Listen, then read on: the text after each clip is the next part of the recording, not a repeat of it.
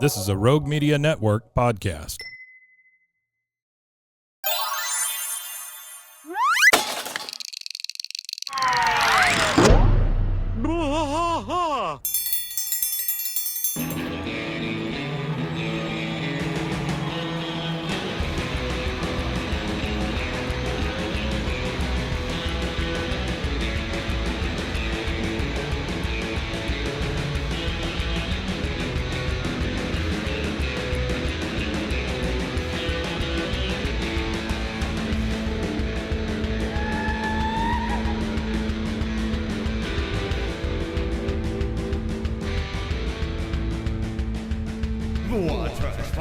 Through the night, deep in the heart of Texas, the trailer park is nice and dark. Deep in the heart of Texas, Cat drinks his brew and he spits his chew. Deep in the heart of Texas, the TV blares but no one cares. Deep in the heart of Texas, here we go.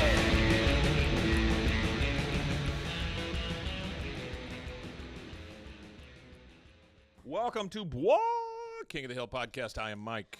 And I am Rusty. He is almost every single time. Yeah, almost. So today is season 7, episode 14, or in the year of our Lord 7ABE08. Indeed. Board games aired March 2nd, 2003. Yep, March 2nd, 2003. So Episode yesterday, 140, I think. Hey, Artie. What's up, man? Yesterday, Casey and I, we got in the car and drove to Austin. How was that? It was good. We went to Emo's and saw Fred Armiston from Saturday Night Live. Yeah. He has a music for comedians, but everybody's invited tour. Okay. It lasted 1 hour. That was the entire show, 1 hour. Just 1 hour? It was 1 hour, and he was doing that's two kind of shows. disappointing. He was doing 2 shows. And so, I mean, the show was good, right? It was funny. But it was an hour. And, I mean, it's just him playing a few instruments and telling jokes. And yeah, you figure it'd doing be longer than observations that. and stuff, so it's crazy.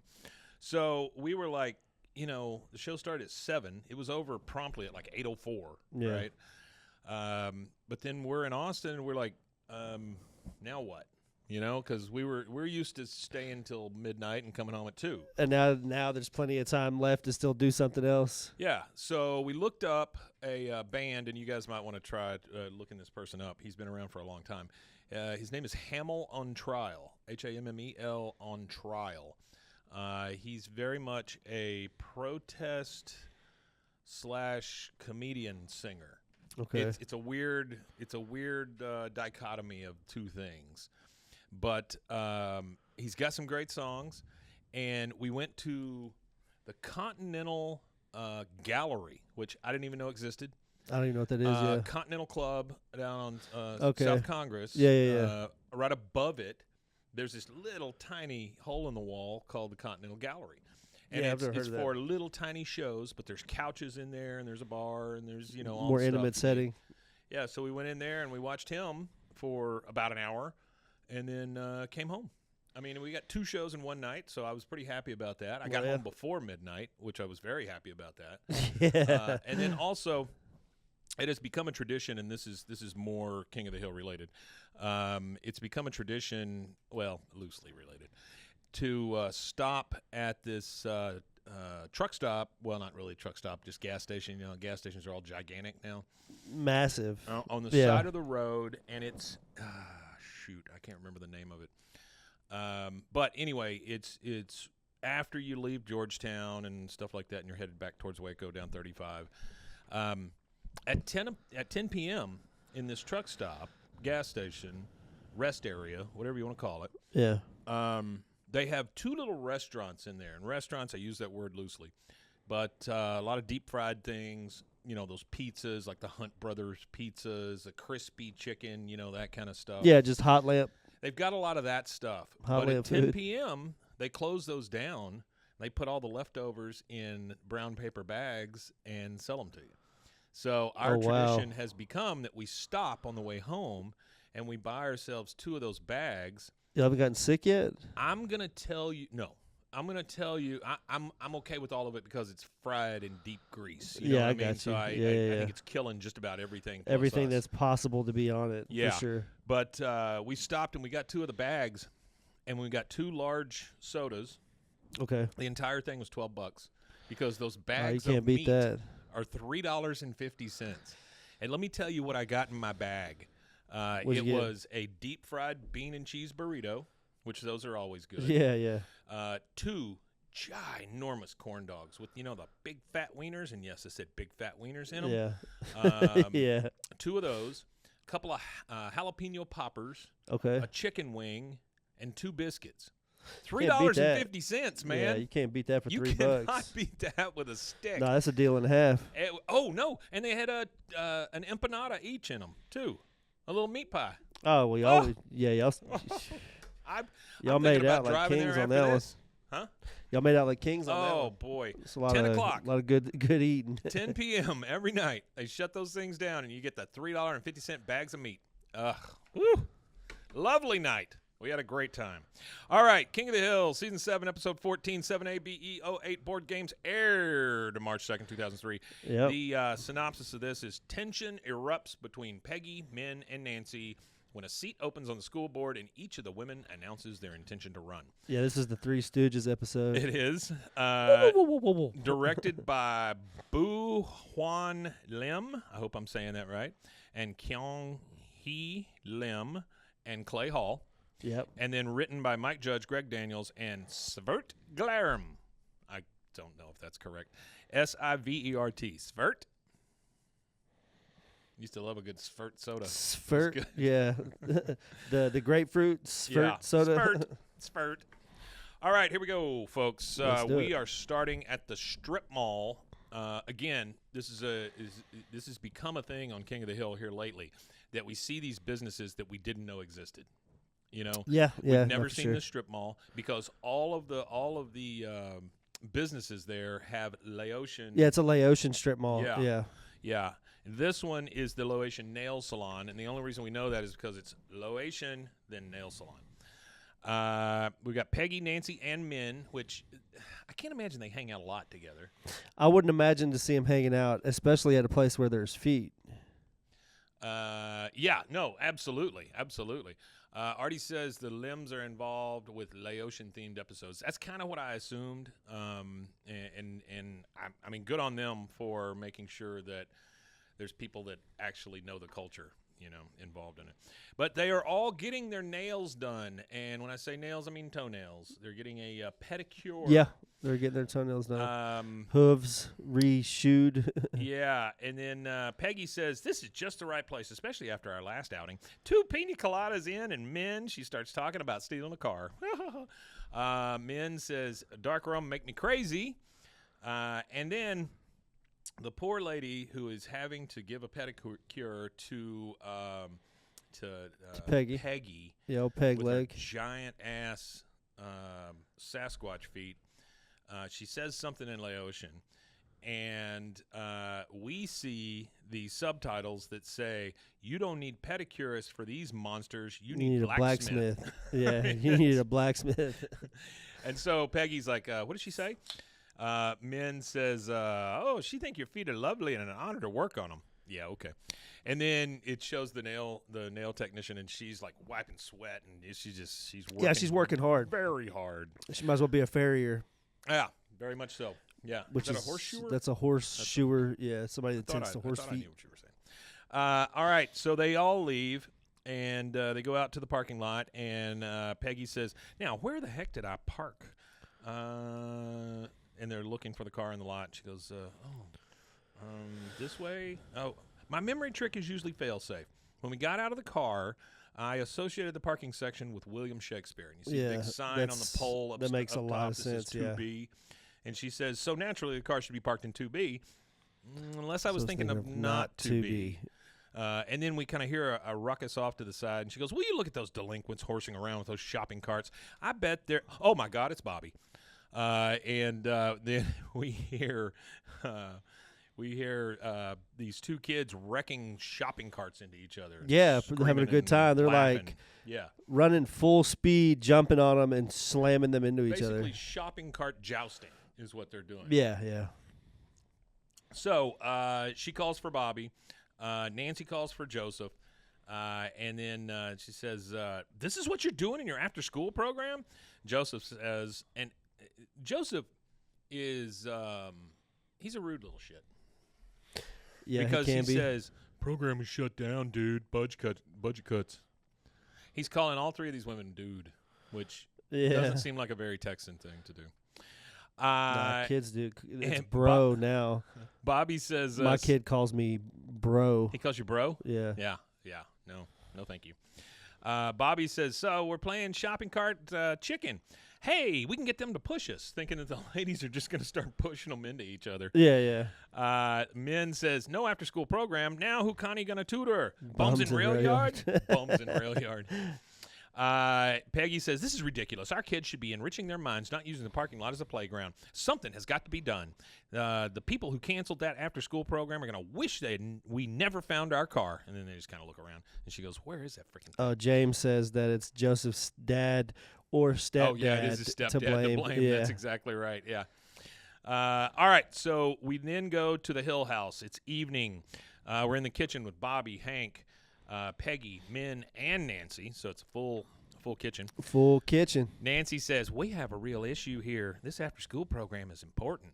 Peggy says, absolutely. Our kids get out of school in the middle of the day when they air all those sex and drug-filled after-school specials. Isn't an after-school special made so that people learn the dangers of those things? I think so. I think she so, just yeah. thinks they're telling everybody to have unprotected sex and do drugs. Unless, wasn't it around the time? Well, no, I guess those are like later in the evening shows. 90210. Beverly Hills 90210. No, she's talking about those stupid after-school specials. Like the Nancy Reagan stuff, like the drug, don't do drug that stuff. Kind of thing. Yeah. Artie says that those are warning specials. Yeah, I learned more about drugs in Dare than I ever knew. Oh, yeah. Like, I didn't know anything, and then they're like, this is crack. And I'm like, well, program did that's not good. work. And that was a crack education course. Thank you. Now I know what crack is. That program did not work. Didn't What even it know did- what the hell it was to begin with. Oh, that's what good weed looks like? Thank you. It taught kids to not do bad drugs. It told them to do Yeah. really good drugs. They taught us what good drugs looked like. Oh, yeah. my God. It was like, hey, this is what good at coke that point, looks like, guys. Kids kind of knew more than some of the cops, and they certainly knew more than their parents. Yeah, as far for as sure. drugs go. Artie says those ads taught him how to cook an egg. That's true. Yeah. This is your brain. This is your brain on drugs. Yeah, that was to say. They were throwing eggs at walls. Don't cook an egg. That's not how you cook an egg. Cook an egg, you get high. Min says, oh, Peggy, let's take this to the school board tomorrow. They're not going to know what hit them. Well, with the price of eggs, you could start. It's funny because I noticed on Facebook and stuff like that there's an increase of people selling farm eggs right now. Oh, yeah, sure. Like everybody's getting rid of farm eggs. I've been actually buying some from a cousin of mine. Yeah. And I don't know. I prefer them. They taste better. Oh, yeah. Fresh eggs are always better. Yeah. Way better. And James says Bobby must have missed the meth special. Yep. He's the one that cooked meth. Yes. That's what he's saying. He says he must have missed the meth special. Yeah, that's what he's saying. That dude was cooking the Hank meth. is in there, and he says, well, I got to tell you, your initiative is really impressing me, and not just because you're ladies. Okay, Hank, talk down to him a little more. That'd be good. Rusty says eggs are more than good drugs. That's true. Eggs Free are, base and egg whites. Free base and egg whites. Yeah, there you go. Peggy says, okay, girls, hands in the middle. Let's go. For the children on three. Ready? 1, 2, 3, and they all, for the children. And then Bobby says, for me. For me, He's got his stupid little squeal that he does. All right. Now we're in the Arlen High School auditorium, and they are in line to speak to the school board. Yeah, and it's funny because it's like I said, this isn't one of my favorite episodes, but there's parts of it that are some really, really good, funny moments. This one right here is probably like one of my favorite moments of the show. So Min and Nancy and Peggy are all in line to speak at the microphone, because generally this kind of stuff is set up so that they have one microphone. Everybody kind of lines up. They give their questions. The school board answers. Min is in front, and she has a shirt that says "Save the," And then Nancy's got Nancy's in front. And she's got a shirt that says program, and then Peggy's got a shirt that says after school. So the way it's set up right now, it says save the program after school, which I think it's supposed to be save the after school program. But anyway, they're just which is very vague. They don't really talk about it is the program. It's just the program, the after school program. So Nancy gets up to the microphone first, and she says, "Oh, I bet this must be very exciting for you men. Where you're from, you probably don't have freedom to criticize the government." Men says, "Why would I criticize government in Laos? My father was general. I do what I want. I was a peasant's worst nightmare." Yeah, that's what I was thinking. I bet she was. That's funny. Ooh, Yeah. boy, I bet she was. School board member says, "Thank you, Ms. Chapman. Your request to ban sections F and S from the library dictionary have been noted." And the lady is very proud of herself. She gives a big Super thumbs proud up. of She herself. turns around, gives a big thumbs up to the other people who all have the Christian Fish T-shirt on. And so they're afraid of the letters F and S. The ISKTHY, and it's called, there's like a name for it. It's called an ISPY? No, ICTHY. ICTHY Oh, it's called something. an ICFY. Well, ICTHY is like fish. Oh, okay. All right, so she sits down. Then Peggy looks at the girls. So the Ichthus logo. And that's Ichthus. the fish. Okay. There's also the Darwin one that has the feet on it. Yeah, there's there's that one that has like all the symbols. Like the coexist thing. Yeah. All right, what it is, so the coexist. Christian Fish people applaud. They are coming up next. Heaven's Gate vibes. Yes, absolutely. You got that right, Artie. Oh, actually, and this is just a dive into a little fun fact about that fish Heaven's thing. Gate? No, That the ichthys fish thing or whatever. Mm-hmm. The fish is based on the first letters of the Greek words for Jesus Christ. Oh.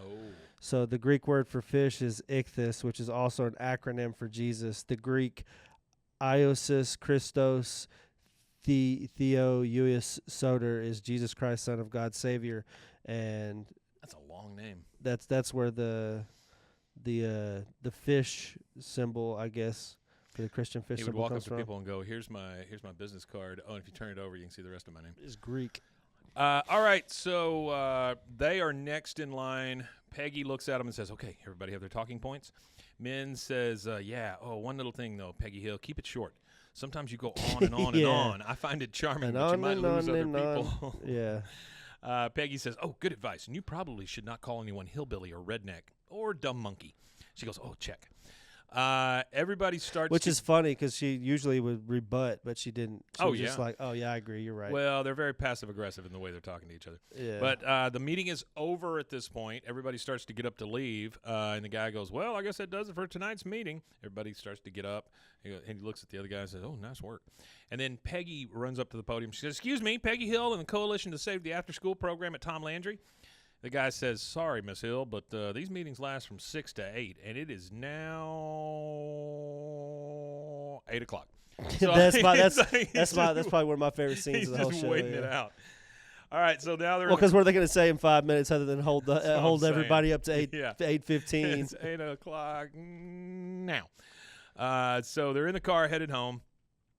Min says, "Oh, great. Now Connie going to end up smashing carts like brain-dead delinquents." Peggy says, she goes, "No offense." Peggy says, "None taken. I wasn't even listening." That's Yeah, that's asshole. okay. She goes, "Now, here's the game plan. We take things to the next level." Min says, "New T-shirts?" She goes, "No." Nancy says, "Sweatshirts?" She goes, "Not yet." What we have to do, not yet. What we have to do is get on the school board. There's an open seat and an election coming up. Nancy says, "Do you really think we can win an election?" She says, "I know we can. You know, the turnout at these things is always very low. The secret is to find a group of voters that feels overlooked. Then look at them." I always thought the school board. I always thought they should decentralize it and give the power back to the superintendents. What do you mean?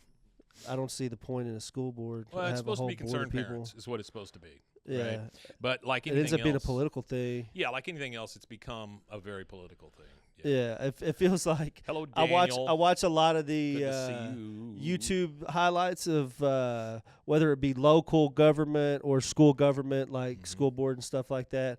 It just doesn't seem like they get a whole lot done. No, it becomes more about Robert's Rules of Order than it does anything else, you know. Yeah, and it's a very self-serving thing. Well, it's like the one where Hank ran because of the low flows, you know. Yeah. I mean, it's the same kind of thing. It's all political. Oh, it has nothing to do with I won't name any names because it's kind of a local thing, but there was a small locality near where we're at. You actually are familiar with this area very well. Okay. It's where you grew up. So there's a guy who was mayor at this is recent, and he was a home developer, and he was getting all of his company's homes out there and being, in these new developments and stuff like that. Yeah.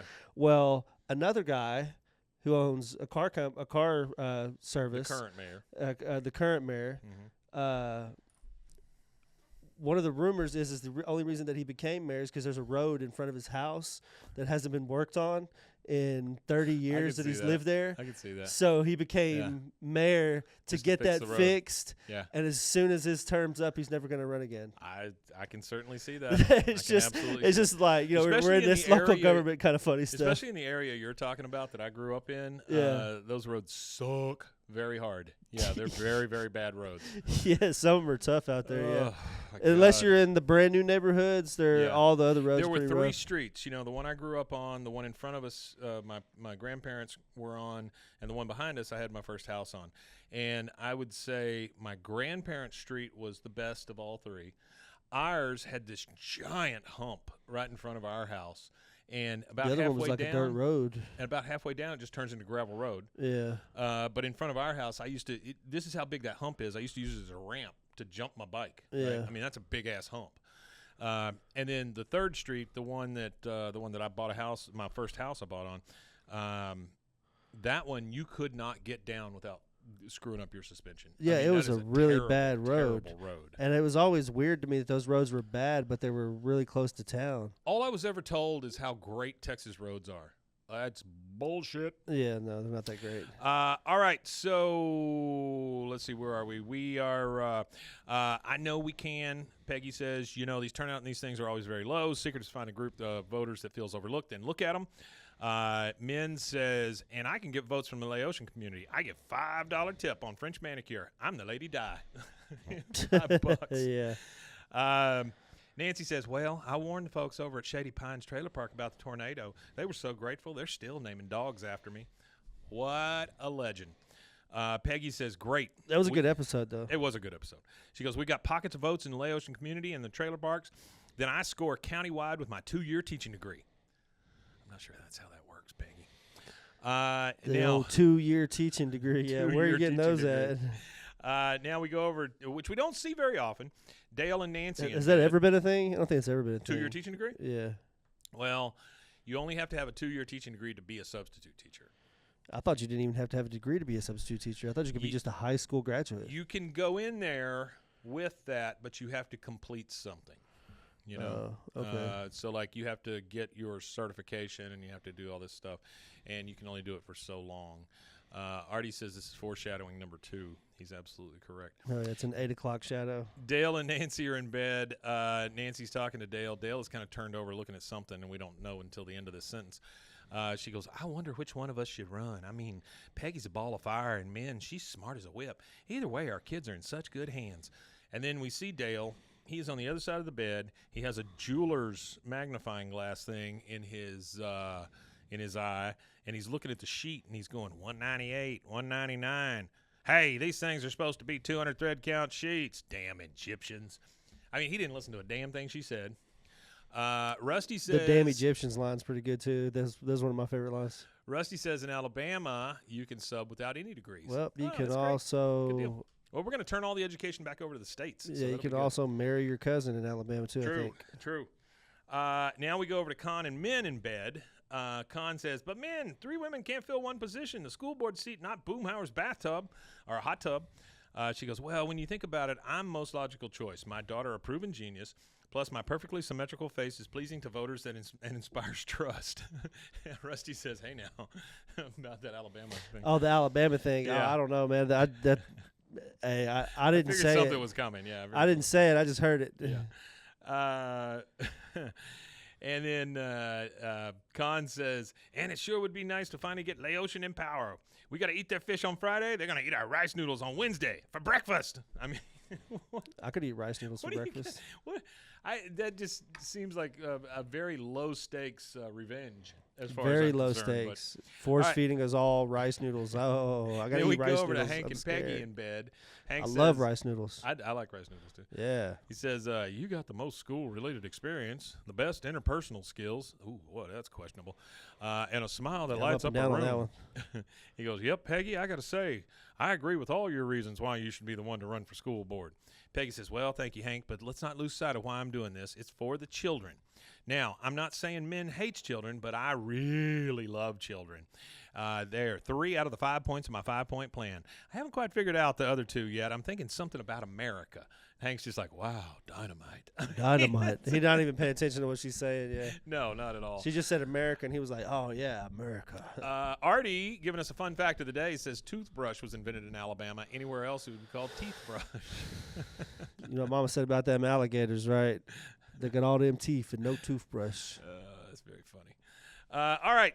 So now we are we're at breakfast at Men's. All 3 girls are there. Min has made some cookies. She's bringing them over to the table. Nancy's talking. She says, even though Dale says Principal Moss may try to assassinate us, I think this is going to be nothing but fun. That's funny that they're talking about an assassination attempt. The principal's going to assassinate you. Min says, I can't wait to get started. I have so many ideas. I couldn't sleep at all last night, so I make pecan sandies. She hands them out. Peggy takes one. Peggy says, I appreciate your enthusiasm. Now, it's obvious who our candidate should be, but it would be presumptuous of me to do the nominating. So, and then Min says, oh, I'm not sure how obvious it is. Then Nancy says, oh, you mean me? Peggy takes a bite of that cookie and starts to choke on it. As she's choking on it. But it's not just a normal choke. She's choking like somebody needs to hit the Heimlich or something. Yeah, like she's dying. It's a deep. Like, I can understand a dry. Like, every now and again, you'll bite a cracker and you'll breathe wrong when you hit it, and it'll kind of like when a pepper. Like she ate some sand. Yeah, it's kind of like a pepper hitting the back of your throat and kind of taking your breath away. Kind of the same thing with something dry, but. She should have still been able to, no, stop. Nancy says, not me. Oh, you mean me? And then Peggy starts to choke on that cookie. She goes, well, I'm not sure I'm the person for the job. She's still choking on it. Min moves the glass of water out of the way so that Peggy can't drink the water. And she says, Min says, well, somebody got to do it for the children. If no one else wants to run, no one? And finally, Peggy said, 5 points, Mama. She starts like choking through it. Tries to tell her 5 points. She's trying to give her 5 points. Min says, all in favor of me? Well, thank you, Peggy, Nancy. And Peggy looks at the water bowl on the ground that says doggy on it. And Nancy says, well, since Peggy's okay with it. And then Min says, okay, then done deal. And Peggy finally just jumps down on the ground and starts licking water out of the freaking water bowl just so she doesn't choke to death. And then she comes up and says, there's a sink in that kitchen somewhere. She could goes, hold on. Not that I want the job or anything, but and then Min says, then don't sweat it. Oh, and I wouldn't drink from there. Doggy has a cold. Doggy comes up and just sneezes right on Peggy. And that is our first commercial break. We're going to take that, and we'll be right back. There it is.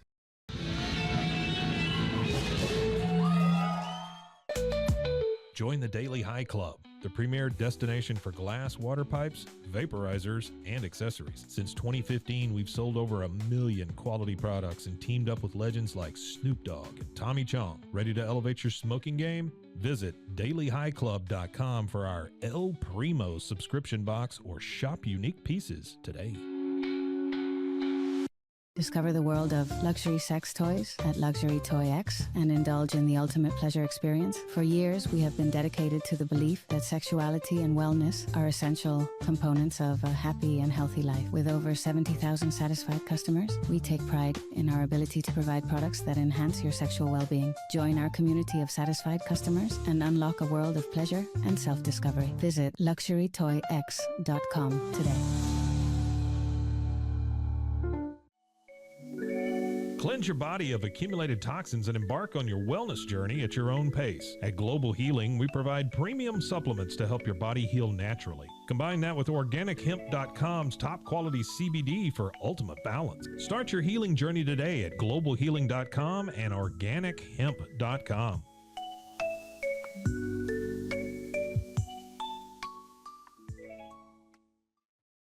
I'm Hunter, the founder of Hello Cake, and today we're digging into ED meds. The #1 thing we hear is that guys are sick of waiting for ED meds to kick in. Traditional ED meds take about an hour to kick in as they have to go through your digestive system, where Hello Cake's ED medication dissolves under your tongue and works in about 15 minutes. That's about 3 times faster than traditional ED medication. Curious about ED meds? Go to hellocake.com.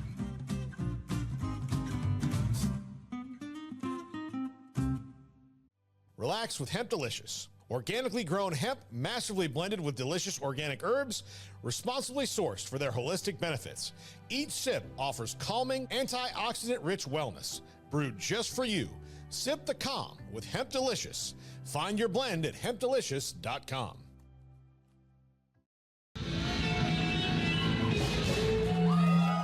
Result of that. Hey, look at there. We had actual ads. How about that? There we go. Weed and dick pills.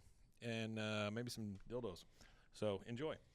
All right, so now we are back at the Hill House. They are in bed, which just has become a common thing for us in every episode. Peggy is talking to Hank. She goes, and I can't help thinking that men did it on purpose. Those pecan sandies were astonishingly dry. He goes, oh, come on, Peggy. They're not shy people. If men wanted to choke you, she had just reached over and done it with her hands. He's got a point there. She goes, I will give her that. Yeah, you know, Peggy, you could still be the power behind the scenes, just like that little fella in The Wizard of Oz. Little fella in The Wizard of Oz. She goes, yeah, you're right. Maybe next election I can run another candidate, then another. Before you know it, I'll be running the entire city from the bathtub. From a bathtub, yeah. Oh, God. She's delusional. The grandeur in the way that she thinks is amazing to me. She's hungry for the power she doesn't even have yet. Yeah, she has no power yet. She doesn't whatsoever. have any power. That's all she's she just wants super hungry ever. for it. Anything she does, she wants to be noticed, in power. She wants to be an authority. All of those things. Oh, Artie talking about her picking up the bowl and drinking the water.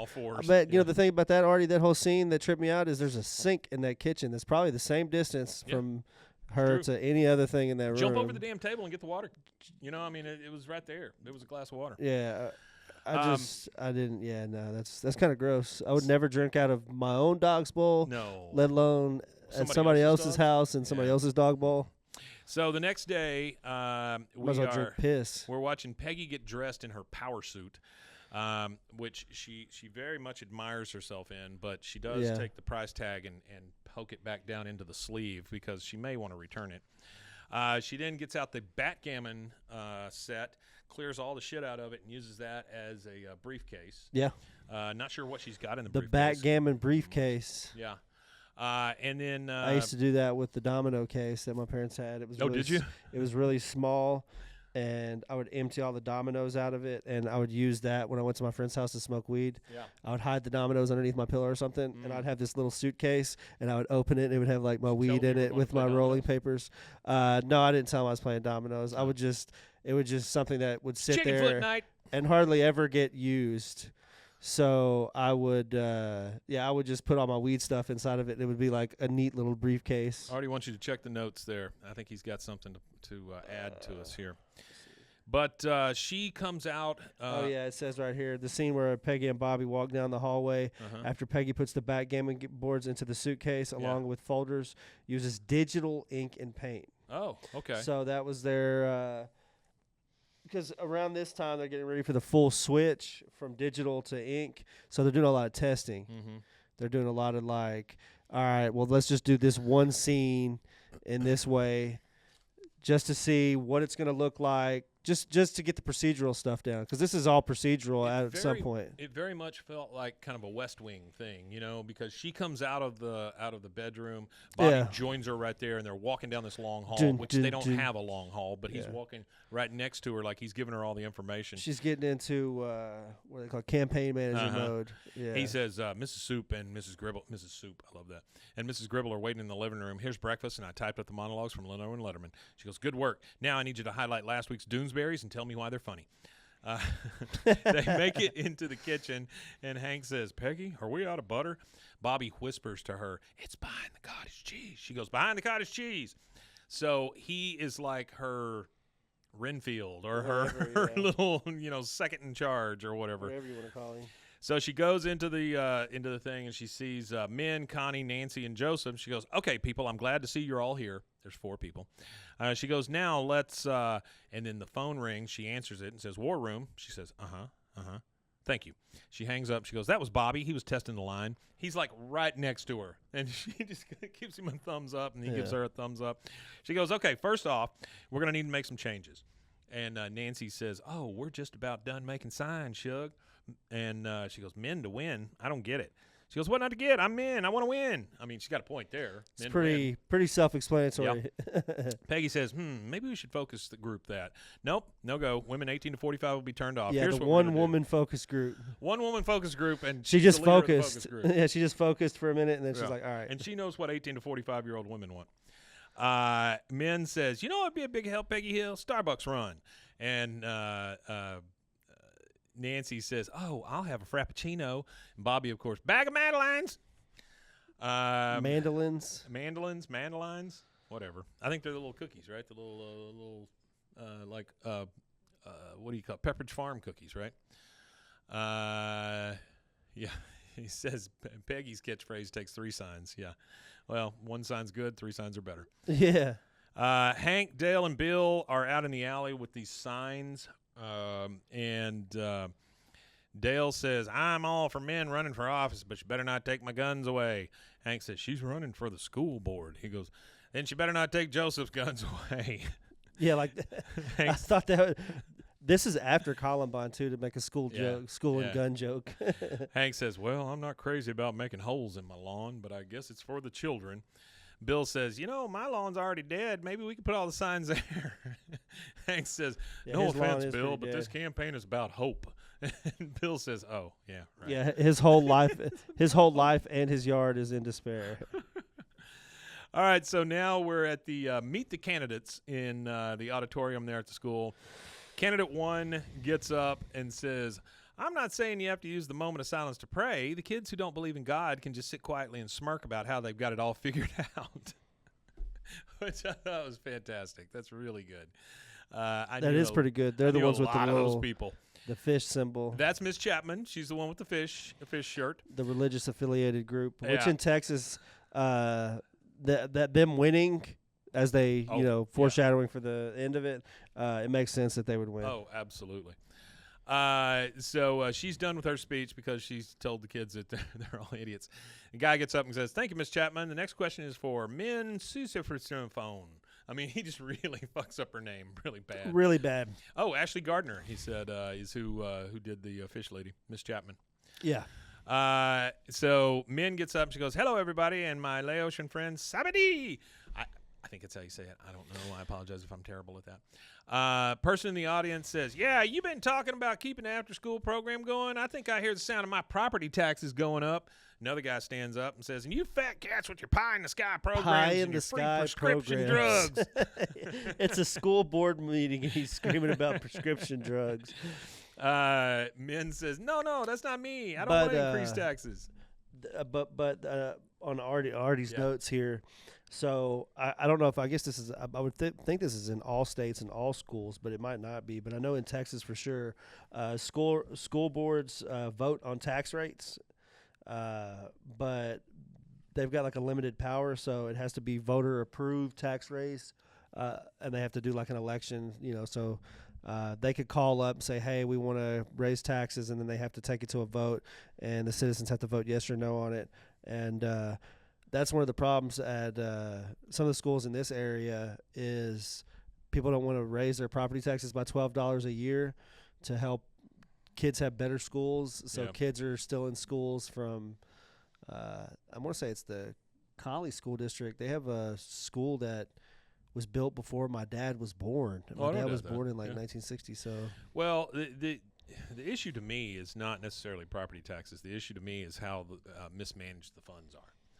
That too. Mismanagement of money. You know, it's the mismanagement of the funds. It's not that you've got too many people employed. It's not that you've got old schools. It's not any of that stuff. It always comes down to the people at the top not knowing what the fuck is going on at the school level. Yeah. And it doesn't matter whether it's schools, education, retail, whatever. The people at the top generally have lost track of things that go on day to day in the business. And in this case, the business is a school. We have politicians making decisions for education for us in this country, and most of these politicians have never been in a school since they graduated high school. And some have never been in a public school.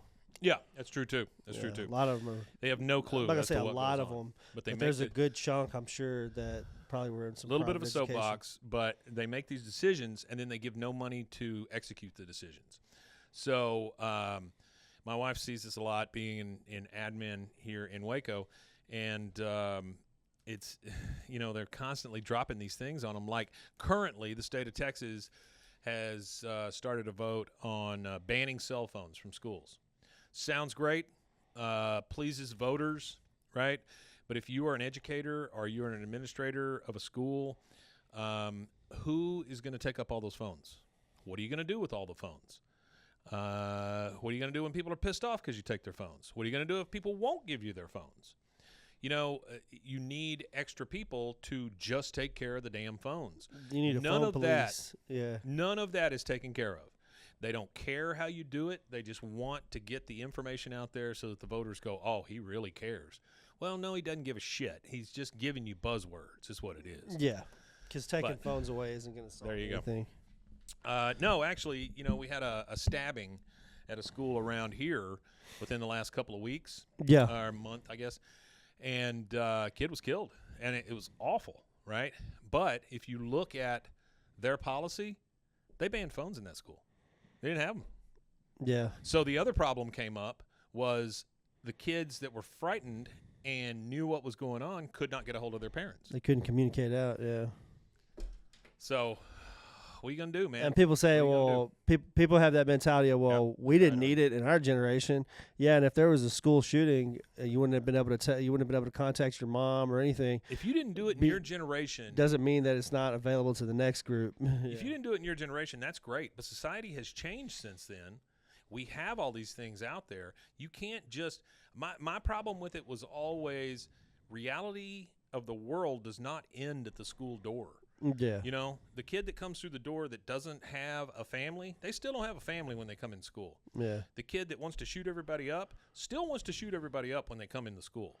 So it again, sorry about the soapbox, but it is a mental health issue. It is a familial issue. It is not a catchphrase, everybody vote on it, and then bitch at the teachers issue. That sucks. Definitely not. Well, it's not the teachers go to work just like everybody else. It's a job, you know. And people are like, well, they're taking care of our kids. And I was like, yeah, and that's why they're there doing it and dealing with all the BS they have to deal with. And there's teachers that have done it for 20 years and have dealt with it and, you know, incrementally watched it get worse. Yeah, yeah. That's one of the reasons my kids' grandparents were longtime educators and his great-grandparents, and they ended up quitting early, retired a little early, because of how different it was when they were teaching. Out, I'm sure. They were teaching in the mid '60s, and now it's like early '90s, and they're still, you know, young enough to teach. They're still in their mid to late 50s, and they still want to teach, but they're like, well, it's just horrible in these schools in like the city here. So they went to a rural school and finished off their career at a rural school. But even at the rural school, they were like, yeah, it's just so different. Like, I used to be able to smack a kid across the knuckles when he was acting up, and now I can't, you know. Yeah. No, there's no repercussions at this point. But, okay, so Min says She says, no, that's not me. I want to increase taxes. Guy in the audience says, oh, yeah, sure, you'd love it. She goes, no, you're not listening, Jethro. Okay, she's made her number one mistake. She called somebody Jethro. Peggy jumps up and goes, oh, this is ugly. Someone has to stop the bleeding. So she grabs the mic from Min, and she says, what my candidate is trying to say is that we will cut the fat and leave the muscle. Just random quotes that don't mean. I want a shirt that says that. That's what we need. We need shirts that say "cut the fat and leave the muscle." I like the one about the pants coming. Yeah, up. I like that one too. We need a shirt that has that on it. Min grabs the mic back and she says, "I know what I'm trying to say. It's just what I say." She grabs the mic back. She says, "Please bear with my candidate. Obviously, English is not her first language, but how about a hand for her courage?" Yeah.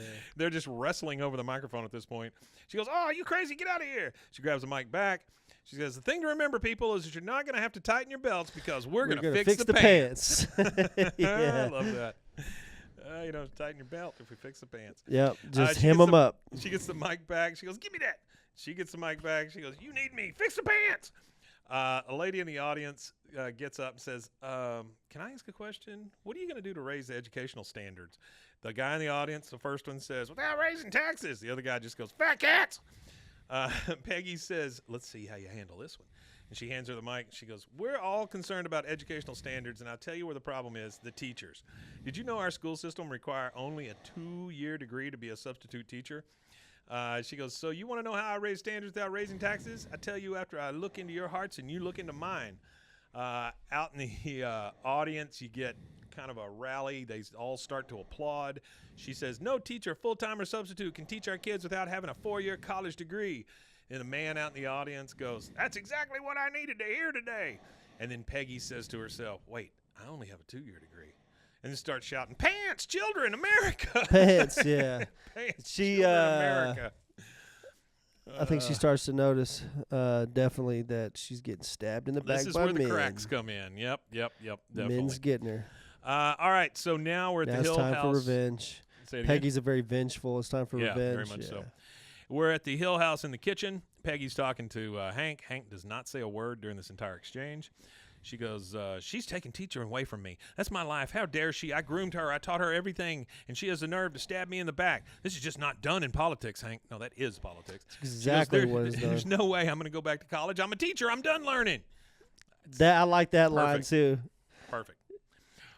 Next day, we're over at Nancy's. I'm done learning, so that's what it is. You get a teaching degree, and that's it. I don't have to learn no more. The next day, Nancy is out in her yard gardening. She's got the big floppy hat on. She's on the ground kind of doing it. Peggy peers up over the fence, and she goes, "Can you believe that woman?" Nancy says, "I'm real sorry what happened to you, Shug, but the important thing is to keep the after-school program alive, right?" She goes, "The what?" Oh, yeah, of course, for the children. But can we really trust men to deliver? I mean, come on. This is a woman who makes dumb blonde jokes behind your back. Well, now you got Nancy's attention. She goes, "Men makes dumb blonde jokes behind my back." Peggy says, "Hey, don't drag me." Peggy. She goes, "Hey, don't drag me into your little cat fight. I just came over to save the after-school program." "No, you started the cat fight. Or the cat fight. Spitty Peggy." Yeah, there you go. I think that's funny, though. She says... she instantly tried to manipulate her. So now she's got Nancy pissed off. She goes, "Oh, that witch." She goes, "Here's what I'm thinking. We dig up some dirt on men. You do an expose on the local news. And then after her support is totally gone, I jump into the race and I give that freaking dog the beating of her life." I mean, Jesus, Peggy. God almighty. Yikes. Nancy says, "Well, I don't know. That kind of reporting isn't really my area." She goes, "Nancy, how much longer do you think you can milk this sexy weather girl act? 2 years? Sexy 3 years? 2 years tops?" She goes, 2, 3, 2 years tops. Yeah, she's not giving her very much confidence. And I don't know. Peggy's kind of being an ass. Mm-hmm. Yeah, well, Kinda she's breathing. So, yeah, she is. She goes, "This is your chance to be taken seriously. Get on the air and deliver the biggest news flash of your career. Peggy Hill is running for school board." It says Peggy spits in Nancy's face right there. She wipes it off. Yeah, I missed that part. I'm sorry, Artie. But that is Spitty Peggy. She goes, "Well, I do want to be taken seriously, and I have some ideas." She goes, "Oh, honey, I'm sure you do." Oh, boy, how condescending is that? I'm sure oh, you honey, do. I'm sure you do. That's very condescending. She goes, "It's just that no one ever listens to me." Peggy's like, okay. We have to think constructively and get, I mean, she is not listening to her at all. She goes, okay, we have to think constructively and get emotional about this. Now, how do we destroy men? She goes, "Oh, there she is." She comes by the fence. Peggy, like under her breath, goes, smile and wave, smile and wave. And so they do, and then it shows Min's face, and Min under her breath says, I bury you. I mean, this has gotten contentious very, very quickly. Yeah, it's turned into a bit of a spat.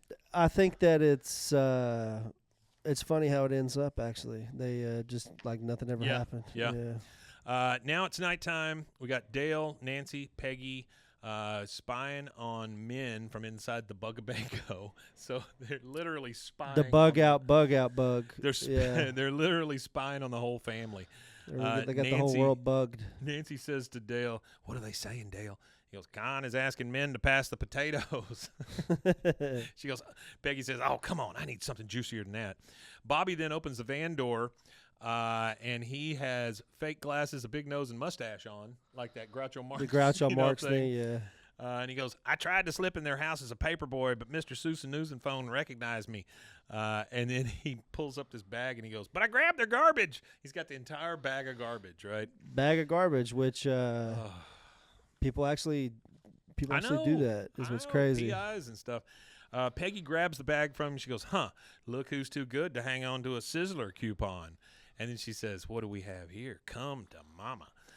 Then we go over That's to disgusting. Yeah, we go over to the Hill House. Bobby is in the living room making buttons for Peggy, and Hank is reading the paper. The TV is on. On the TV, we hear Nancy saying, and that cold front looks like it wants to stay put right through the weekend. So while there may be a spring in your step, there's none in the forecast.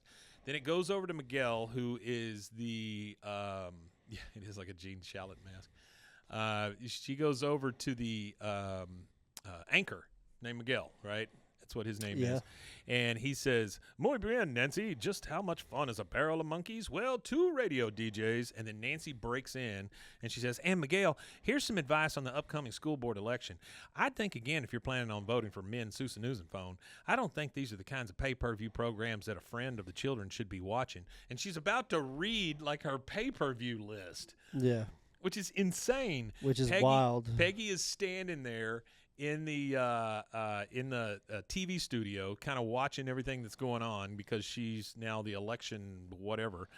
And in Khan's house, you get Khan pointing at the TV, go, I told you, man, but no, you just had to see hobos boxing.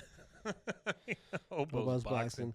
Oh, speaking of which, assuming that's bum fights, right? Bum fights, yeah. Which that's actually one of my favorite episodes of. Already says bum fights. That's my actual favorite episode of. Oh, what the heck show is it? Dr. Phil is when the bum fights guy goes and visits him on Dr. Phil. So he has him on, but when Dr. Phil walks out, the guy is dressed exactly like Dr. Phil. He even has a bald cap on and everything, and Dr. Phil just says, you know what, you just get out of here. Have you seen, there is a talk show that's called Dr. Phil Live, and it is not Dr. Phil. It's a comedian that plays Dr. Phil the whole time. Yeah, no, I've actually, that's Adam, Adam Ray. That's coming to Austin. And then also. Yeah, he lives in Austin. He does a bunch of stuff with Kill Tony. He does a funny Biden. So there's an episode of Kill Tony where him and Shane Gillis are Biden and Trump on the Kill Tony dais. Yeah. And that is a hilarious episode. There's but yeah, he used to be a door guy at the comedy club back 15, 16, 17 years ago with Tony Hinchcliffe. They're all doormen. There's also another show coming to Austin. They have a big thing there called the Moon Tower Comedy Fest. Yeah, huge. All the comedy clubs, all these people come to town. There's another one called I think it's Hanging with Dr. Z, and it's Dr. Z from Planet of the Apes. Oh, okay. Who hosts a 60s type talk show. Oh, that's funny. That would be fantastic. Yeah, I haven't seen that. Yeah. No, that Adam Ray guy is hilarious. He does a really funny Biden. He does a different show too. I can't think of he does like 3 different Dana characters. Gould, that's right, Artie. Yep. And then what did James say? I don't like how they did Flair. There was a really bad episode of Kill Tony with Ric Flair on it. Yeah. And Ric Flair was drunk, and I don't think Ric Flair fully understood the premise of the show. Sure. I don't think he understood that it was just making fun of people. Yeah. And so this guy came out and gave like this heartfelt story about what his career is and stuff right after doing a not very good set. But the whole show, you know when you go out there, you're going to get roasted no matter what you say. Sure. And Ric Flair was kind of like standing up for the guy. I won't make fun of a guy who helps children. I won't make fun of a guy who helps kids. And, like, I'm leaving. And, like, Ric Flair got up in the middle of the show and just left. That's a good show. Oh, it was good. It was great for TV. Yeah, it was great comedy for sure. Did you see that Kill Tony, I think, is on – it's either Netflix or – Yeah, it's going to Netflix. They're doing like a 3-episode special on Netflix. Okay, so she is still talking about that. She is saying she's still on TV, Nancy is. She goes, no grasp on finances? Oh, yeah, fortunately there is an alternative. I know someone who'd be perfect for the job. She's a dedicated parent. She's smart. She's more than a pretty face. Peggy is over to the side just ready to come in and take her accolades. Nancy goes, she's me, Nancy Hicks Gribble, Pick Hicks. Yeah, Pick Hicks. Yeah. Then it shows Bobby and Hank, and they are both very surprised. Bobby puts the button machine down, and Peggy's like, what? And she goes, and if elected? And then it goes back to Bobby, and Bobby's like, oh, well. He's just like, oh, well, yeah, he it's didn't over. care. And then it goes back to Nancy on TV, and she goes, to turn Arlen Schools into, and then Peggy jumps in front of the camera. She goes, wait, I'm running too, Peggy Hill for school board. And then she starts getting dragged off by a couple of security guys. And in the back, she's saying, these are my people. They want to hear me speak. Arlen! And Arlen! Hank looks upset, goes back to his newspaper. Bobby starts making some more buttons. That would be another good shirt. A shirt that has one A and like 6 R's, and then Arlen, like you're yelling Arlen. Yeah. All right, that's our second commercial break. We'll take that, and we'll be right back. There it is. OsleyMD.com. I've always had thin hair my whole life. It breaks off at a certain length. In the last 6 months, I've noticed it just really bad. I mean, you could totally see it. I wear a hat a lot. I tried several different products. My experience with the Bosley MD hair regrowth kit was amazing. It was easy to use. It let me take off my hat. I could go in public and have my picture taken and feel normal again. OsleyMD.com. Farmhounds offers natural treats and chews made with quality products that support family farms, regenerative agriculture, and humane farming practices. Give your dog the best with wholesome, organic ingredients that promote health and happiness. Shop now at farmhounds.com. Introducing Muck-Off's classic pink bike cleaner, powered by revolutionary nanotechnology that breaks down dirt and grime on a microscopic level while protecting your bike's delicate finish. Developed by our mad developer Alex and tested by riders, our products are made by riders for riders.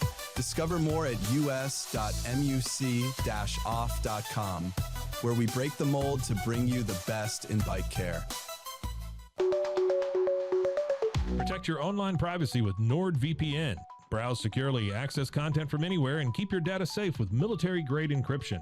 Whether at home or on the go, NordVPN ensures your digital freedom. Stay secure. Download NordVPN today at nordvpn.com. That's NORDVPN.com.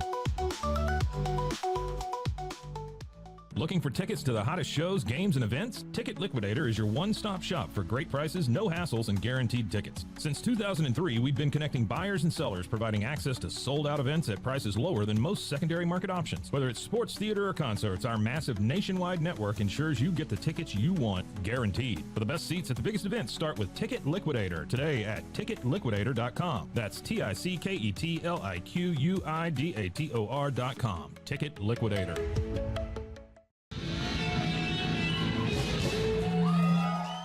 I got to tell you, that guy who does the commercials is a pretty good voice. I like him.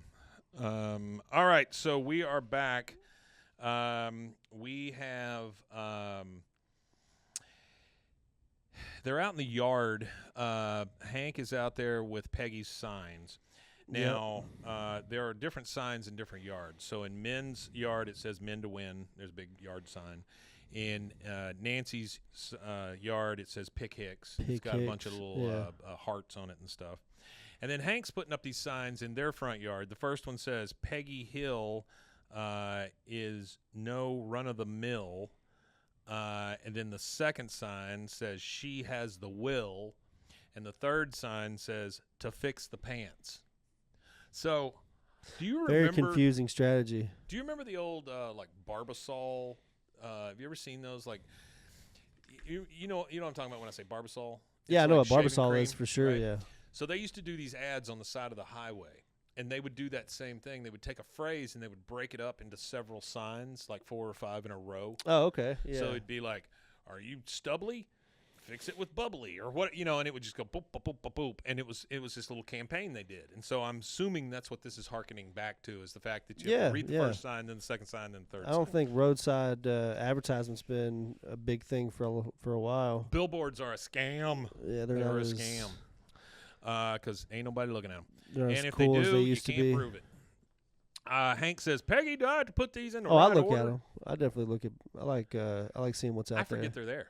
Well, they I got just forget digital they're there. ones now. So now, the only they've one changed that them I up. do know where it's at, and I could tell you almost verbatim what it says, is the one for blessedcaskets.com next to my house. Because don't pay those casket prices that the funeral directors want you to pay. You can buy your own casket and bring it to the funeral home. That's what they taught me. blessedcasket.com. Go to blessedcaskets.com. Trying to get them as a sponsor. I'd love to do a show from a casket. Hank that'd be says, great, laying in one and doing the show. Hank says, Peggy, do I have these signs in the right order? She goes, you better. Here comes someone. Big smiles.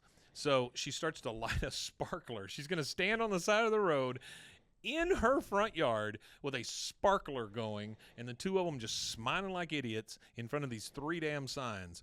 And she goes, oh, it's only Con. And then she starts to put it out. She, licks her fingers and goes, and she goes, ow, ow, ow, ow. And then Con comes over and he runs over Nancy's sign. And as he's going by, he goes, go to hell. Go to hell. Jesus. It got very mean very quickly. Yeah, he did. But he just runs over the other. Go to hell. Go to hell. That's very good stuff. All right, so now we're in Min's house. Connie and Min are working on signs as Con comes in, and he goes, phase 2 complete, van rented, ready to pick up constituents. Sorry, a lot of drinking this morning. And sweep election. Phase 3, a victory dance. He starts to kind of dance. She looks out the window and she goes, you rent minivan? What are you thinking? Minivan seats 7 people. I need 15 to swing election. How much Peggy Hill paying you to be jackass? Now we go over into Dale's house, and Dale says, something's wrong with the bug. I can't hear a thing, but I can see they have a new van. So he has put a bug in Con's house. But he's wired it wrong. He has wired it backwards, so he can listen to whatever they're saying. But he put a speaker in there. He put a speaker in their house, yeah. He goes, I bet they're using it to bus their constituents to the polling place. Well, we'll outvan them. We'll keep ours in the garage. They'll never see it coming, idiots. And he's like, why isn't this working? I rewired it myself. They find the bug because they can hear him talking over the stupid speaker that he's planted in their plant. Yeah, he put a speaker. You can't plant a speaker in somebody's house and expect to hear what the speaker's saying. Yeah, you got to plant a microphone. All right. The bug is hidden worse than the one in the fish. That's exactly right. Or the one, didn't he have one where maybe that's The Office, where he taped it on the bottom of a turtle or something? There was the one in The Office where it was taped on the bottom of a duck. Nobody's good at that. No, definitely not. All right, so then we get that shot we always see where it pans over the whole city of Arlen. Yeah. Right? That's the Wes Archer the thing, direction, right? Yeah, the art direction. And then you've got Con and Dale in the alley as Bill watches. Con and Dale are yelling at each other. And Con says, you better get out of here, Gribble. I am this close to kicking your ass. And he does this with his fingers like a little bitty tinny. And then Dale said, no one threatens me. I'm this close to kicking your ass. And he goes a little smaller. And then Con says, oh, yeah, well, now I'm this close to kicking your ass. And he's almost got his fingers together.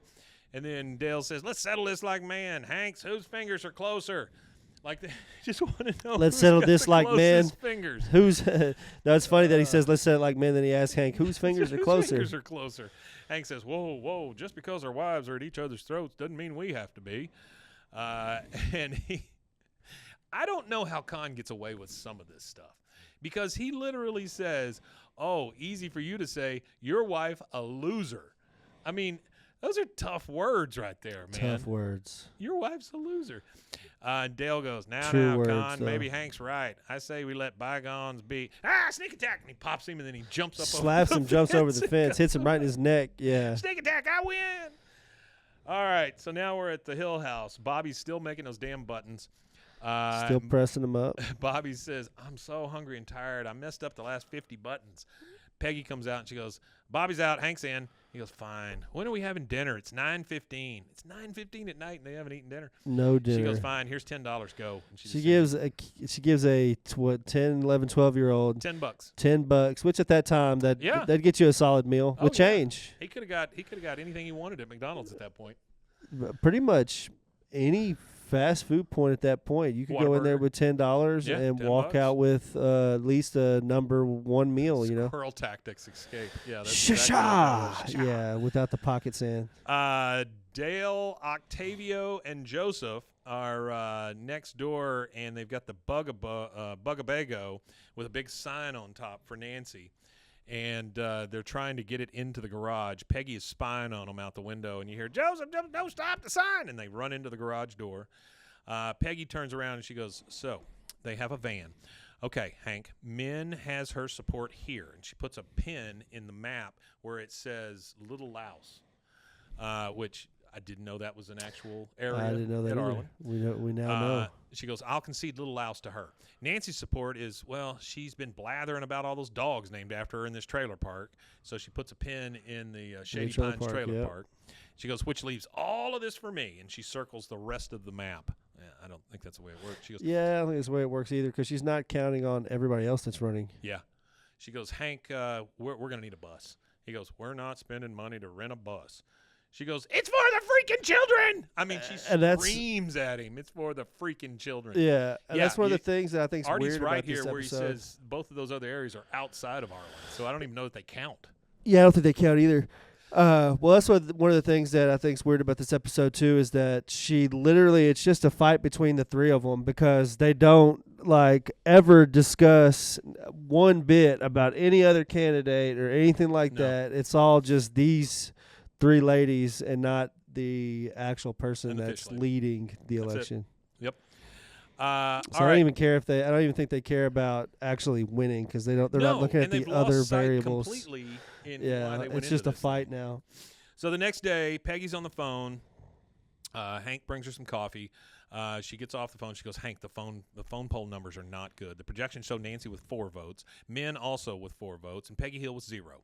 Now, I can increase my margin of error to 5 votes, but even then, I am just winning by the skin of my teeth. Skin of my teeth. That's not the way math works, but all right. That is the math ain't mathing on that one. She goes, he goes, well, when people see that flyer you put in the penny saver, she goes, that doesn't even come out until after Election Day.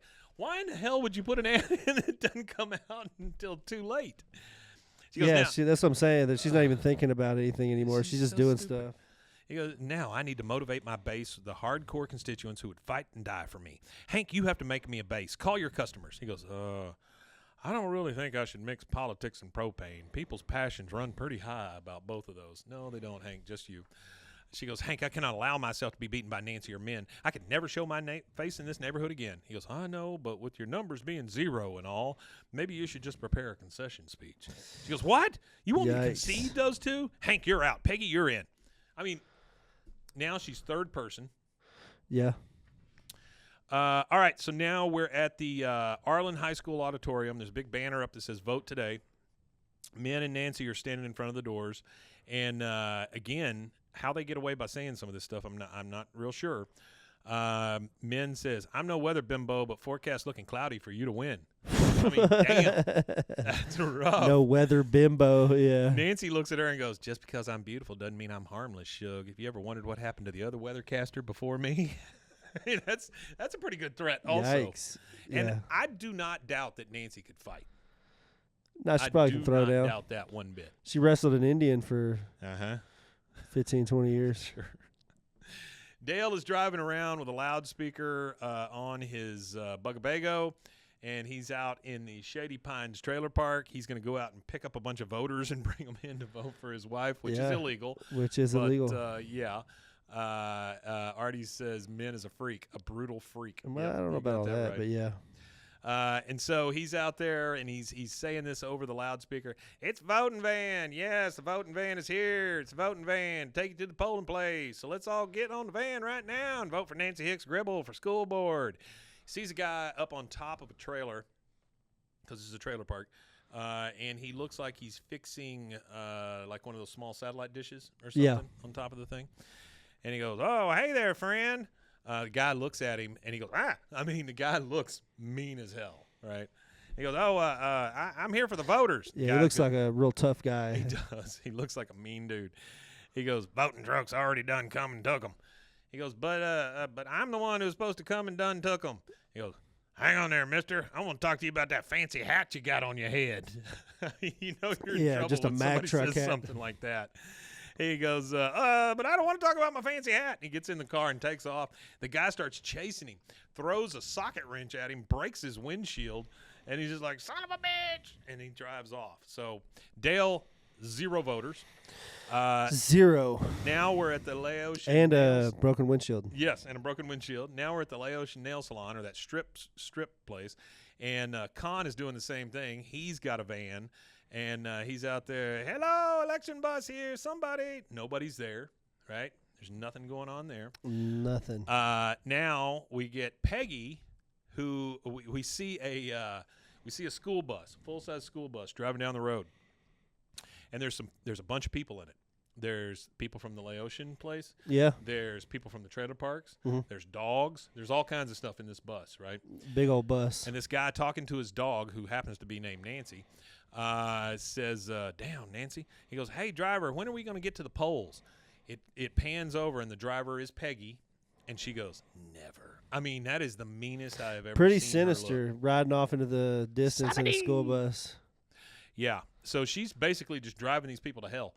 And she passes a sign that says Oklahoma. So, I mean, she's already driven them all the way to freaking Oklahoma, which is insane. That's crazy. All right. So over a school board election. The next thing we see. The elections are rigged. This is the one that too big to lose. This is the one thing that I'm not super crazy about with this episode is that it just ends, right? Like we got her driving people to Oklahoma. We got Khan, who found nobody. We got Dale being chased by a maniac. You know, I don't know where Hank's at right at the moment. You know, where the hell is Bobby? I mean, and all of this stuff, right? And then it just kind of leaves it hanging because we go to the next day, and the next day we get, more illegal kidnapping and crossing state lines. That's right, just like she did with the poor little Mexican girl when she brought her back, you know? Yeah, kidnapping across state lines is probably more illegal. I thought taking voters to the voting booths wasn't illegal. I think it is illegal if you are affiliated with the candidate. Okay, I believe, but I'm not totally sure about that, so I may be wrong there. Lupe, the little girl from Mexico. So the next day, birds are out. It's sunshiny. All 3 women come out and they pick up their newspaper that's been thrown in front of their house, and they all kind of come together in front of Peggy's house and.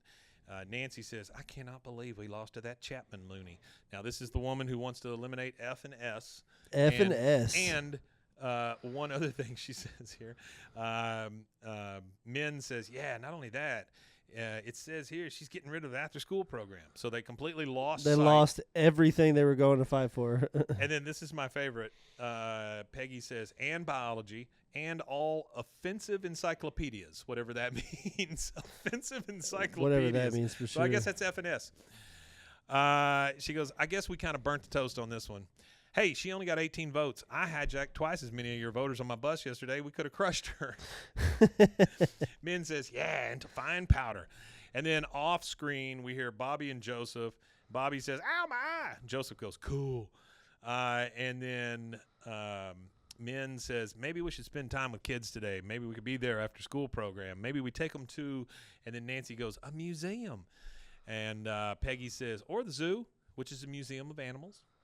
And that is it. We get the credits. And that is it. It's just such a build-up to almost nothing. Nothing. There at the end. The ending we get the is credits, pretty abrupt. and then after the credits, we get "It's for the freaking children," which I wish they would have also It included. is. Go to hell. It is for the freaking children. But that's it. That is season 7, episode 14. Board Games aired March 2nd, 2003. 7ABE08.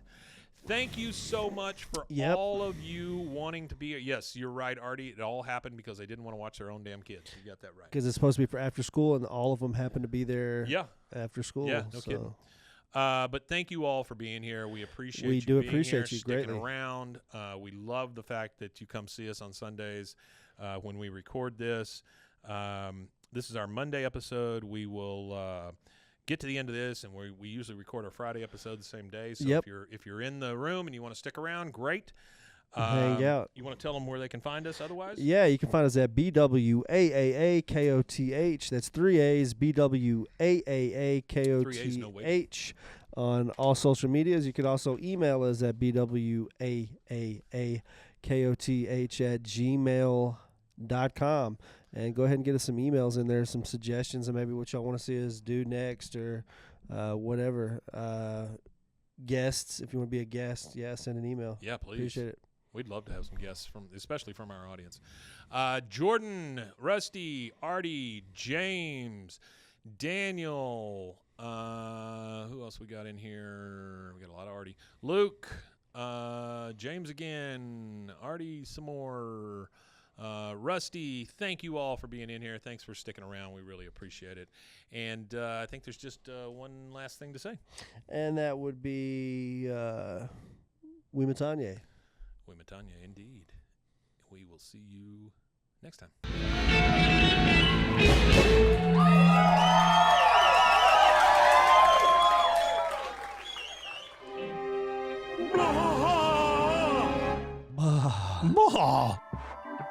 This has been a Rogue Media Network production.